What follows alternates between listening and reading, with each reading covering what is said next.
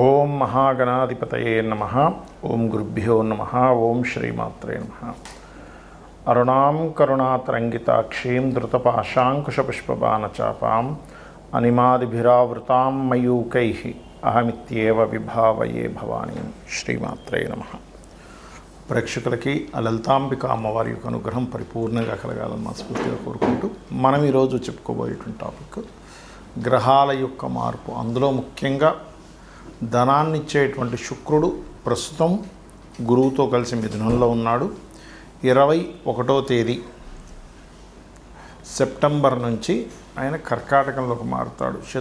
శత్రు స్థానం అది శుక్రుడికి. అలాగే రవి కూడా మనకి చూసుకున్నట్లయితే ఈ యొక్క ప్రస్తుతం రవి కర్కాటకంలో ఉన్నటువంటి రవి 15వ తేదీ నుంచి సింహంలోకి తన ఓన్ హౌస్లోకి మారుతాడు.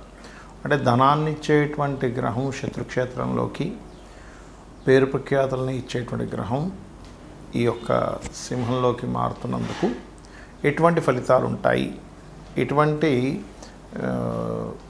విషయాల్లో మీరు జాగ్రత్తగా ఉండాలి అనేటువంటి అంశాలు మరియు రెమెడీస్ ఏం చేసుకోవాలి, పరిహారం ఏం చేసుకుంటే బాగుంటుంది అనేటువంటివి చెప్తుంది నేనైనప్పటికీ కూడా చెప్పిస్తుంది సాక్షాత్ లలిత అమ్మవారికి భావిస్తూ ఒక్కొక్క లగ్నము లేదా రాశి గురించి తెలుసుకుందాం.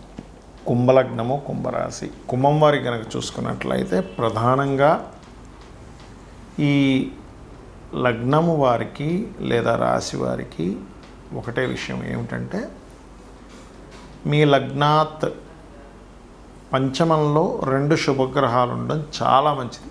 దేనికి మంచిదండి? స్నేహితులతోని సపోర్టు, పిల్లల ద్వారా సపోర్టు, పిల్లలకి బాగుండడం, సంతానానికి బాగుండడం, ఇవన్నీ ఇస్తూ ఉంటాడు. అక్కడ రాజకీయంగా ఒక మంచి ఫ్రెండ్లీ వాతావరణం ఏర్పడడం, ఇటువంటివన్నీ జరుగుతూ ఉంటాయి. కాకపోతే 21 సెప్టెంబర్ నుంచి శుక్రుడు 6లోకి వెళ్తున్నందుకు స్త్రీలతో గొడవలు, అప్పుల వల్ల మనస్పర్ధలు రావడం, ఇటువంటివన్నీ ఇస్తుంటాడు. కాబట్టి 21 సెప్టెంబర్ నుంచి ఒక 25 రోజుల పాటు మాత్రం కాస్త జాగ్రత్తగా ఉండండి. ఇక సప్తమంలోకి రవి వస్తున్నాడు సెప్టెంబర్ 15 నుంచి. ఇది ప్రత్యేకంగా మీ యొక్క జీవిత భాగస్వామికి ఏదైనా గవర్నమెంట్ రిలేటెడ్ లేదా గుర్తింపు రావడానికి, సామాజిక విషయాల్లో మీకు గుర్తింపు రావడానికి, ఇటువంటి వాడికి యోగం వస్తుంది. కాకపోతే ఈ రెండూ కూడా రవికేతువులు ఇద్దరూ సప్తమంలో ఉన్నందుకు, రవి ఎంత పేరు ప్రఖ్యాతలను ఇచ్చే గ్రహము, కేతువుతో కలిసినప్పుడు ఆధ్యాత్మికతను ఇచ్చే గ్రహము, కొన్ని ఈగో క్లాషెస్ కూడా ఇస్తూ ఉంటాడు. కాబట్టి ఈగో రిలేటెడ్ క్లాషెస్ పెరగడము ఇటువంటివి జరుగుతూ ఉంటాయి. ఈ విషయంలో జాగ్రత్తగా ఉండండి. అయితే పంచమ గురువు ఉన్నందుకు కుంభం వారికి చాలా మటుకు గురుబలం పెరుగుతూ ఉంటుంది. మంచి ఆలోచనలు చేస్తారు, మంచి ఉపాసనా బలం బాగా పెరుగుతూ ఉంటుంది. గురుమంత్రం తీసుకొని చేసేటువంటి వారికి చక్కటి గురుబలం పెరుగుతూ ఉంటుంది. ఈ లగ్నానికి పాప అయినప్పటికీ కూడా పంచమ గురువు ఎంతో కొంత మేలు చేస్తాడు, గుర్తుపెట్టుకోండి. ఇంకోటి శుక్రుడితో కలిసి ఉన్నందుకు. అదేవిధంగా అమ్మవారి ఆరాధన చేసేటువంటి వారికి సంతానం కోసం చేసే ప్రయత్నాలు, IVFలు, IUIలు, అదేవిధంగా సంతానానికి ఇంకా సెటిల్మెంట్ అవ్వలేదనేటువంటి వారికి, సంతానం ఉద్యోగ సంబంధంగా విదేశాల్లో ఉండి ఇబ్బంది పడుతున్నారనేటువంటి వారికి కూడా ఈ యొక్క కాంబినేషన్ చక్కగా ఫలిస్తుంది.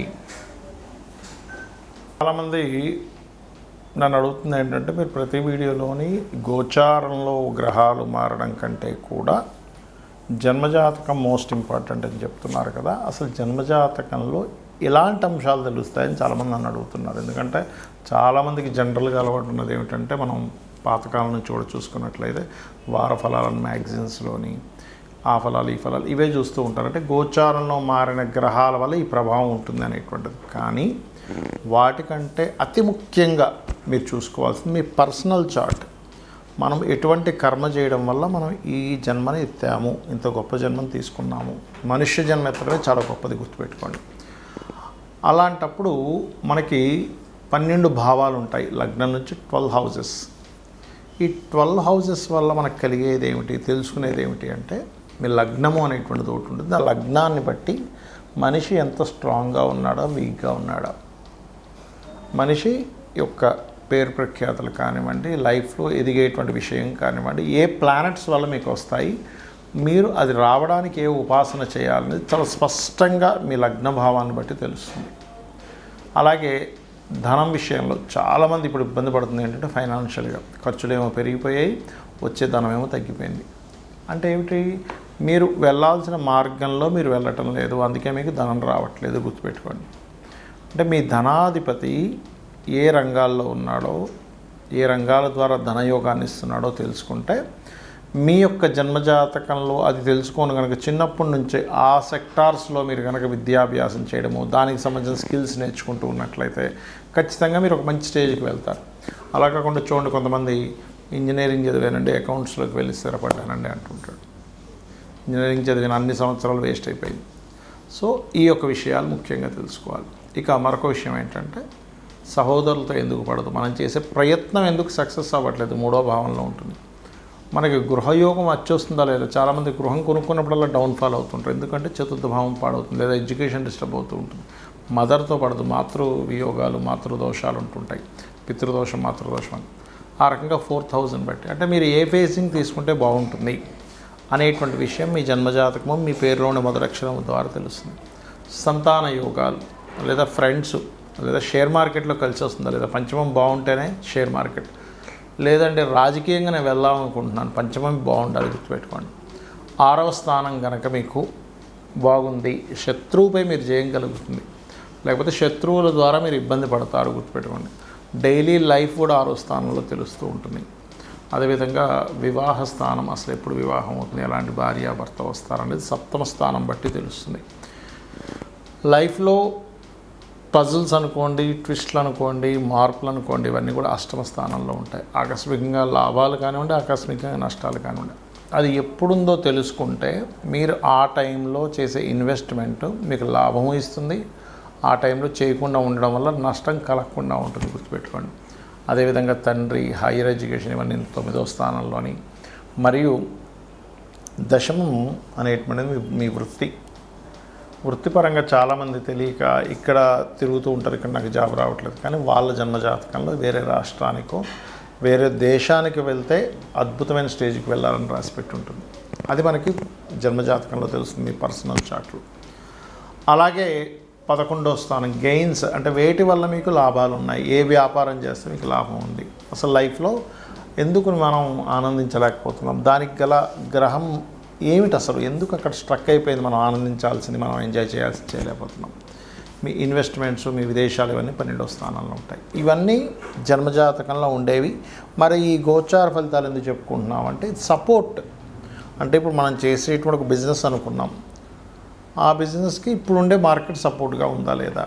అంటే ఒక ఉదాహరణకి ఒక స్కూల్ బ్యాగులు అమ్మాలనుకున్నాడు, లేకపోతే స్కూల్ డ్రెస్సులు అమ్మాలనుకున్నాడు ఒక వ్యక్తి.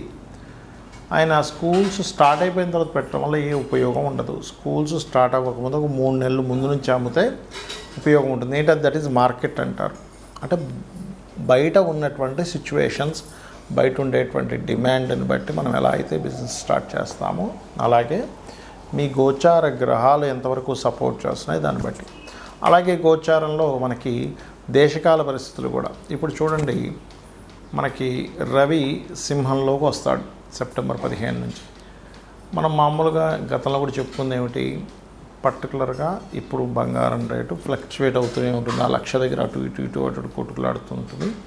గడిచిన 6-7 నెలల్లో ఎలా అయితే 60-70 ఉన్నది 1,00,000కి వచ్చేసింది, కానీ అంత ముందుకు వెళ్ళదని చెప్పుకున్నాం. అలాగే అవుతుంది. కానీ ఈ సెప్టెంబర్ 15వ తేదీ నుంచి అక్టోబర్ 15 మధ్యలో మాత్రం రైజ్ అవుతుంది, కానీ తర్వాత మళ్ళీ తిరుగుతూ ఉంటుంది అటు ఇటు.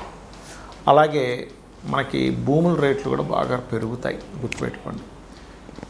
అది ఈ రాబోయే 1.5 year చక్కగా పెరుగుతూ ఉంటుంది. కానీ రాబోయే 1.5 year ఒక్క ఈ మంత్లో తప్ప మిగతా అంతా కూడా అక్కడక్కడే తిరుగుతూ ఉంటుంది గోల్డ్ రేట్. అలాగే మనకి అక్టోబర్, నవంబర్ మాసాల్లో గురువు ఎప్పుడైతే కర్కాటకంలోకి వస్తున్నాడో వెండి రేటు బ్రహ్మాండంగా పెరుగుతుంది. ఇవన్నీ ఏం చెప్తాం, గోచారంలో ఉన్న గ్రహాల వల్ల మనకి. ఇప్పుడు చూడండి, ఇప్పుడు కుజుడు కన్యలోకి ఎంటర్ అయ్యాడు, మంచి అటాక్స్ జరుగుతాయి. ఇది మన ఉగ్రవాదుల మీద కావచ్చు, వాటి మీద కావచ్చు. కన్యలోకి కుజుడు ఎంటర్ అవ్వగానే మనకి ఎప్పుడు ఎంటర్ అవుతున్నాడు ఆయన అంటే ఆగస్టు 28వ తేదీ ఎంటర్ అవుతున్నాడు. 28వ తేదీ ఎంటర్ అవ్వగానే మంచి అటాక్ జరుగుతుంది ఈ ఉగ్రవాదుల మీద కానివ్వండి, వాటి మీద కానివ్వండి. ఎందుకంటే ఈ సంవత్సరం బుధుడయ్యాడు సైన్యాధిపతి, దాని మీద కుజుడు వచ్చాడు. ఇలాగా గోచారం ఫలితం ఈజ్ డిఫరెంట్, హోరా ఈజ్ డిఫరెంట్, సిద్ధాంత భాగం ఈజ్ డిఫరెంట్, ఇట్లా రకరకాలుగా ఉంటుంది. కాబట్టి ఇవి తెలుసుకొని మీ యొక్క జీవితాన్ని ఆనందమయంగా చేసుకుంటారని, ఆ అమ్మవారి అనుగ్రహం మీకు పరిపూర్ణంగా కలగాలని మనస్ఫూర్తి కోరుకుంటూ శ్రీమాత్రే నమః.